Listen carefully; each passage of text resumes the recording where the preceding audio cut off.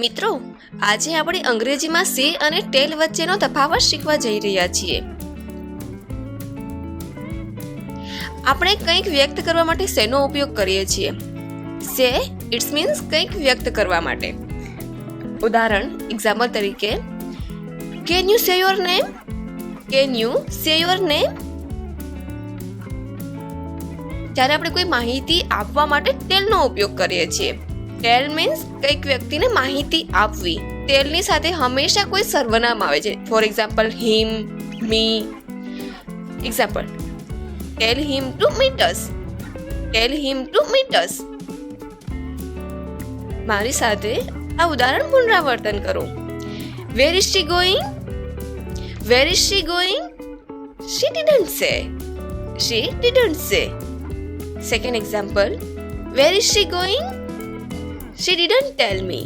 She didn't tell me. તેણીએ મને માહિતી આપી નથી. તેણે શું કહ્યું? What did he say? What did he tell you? What did he tell you?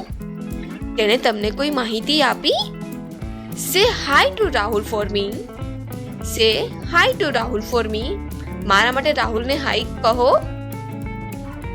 Tell Rahul I said hi. Tell Rahul I said hi. રાહુલને કહો કે મેં હાય કર્યું.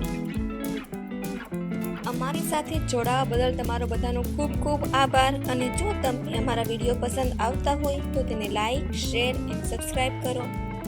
અને આવા કયા ટોપિક પર અમે વિડીયો લાવીએ તે કમેન્ટ સેક્શનમાં જણાવવા નમ્ર વિનંતી.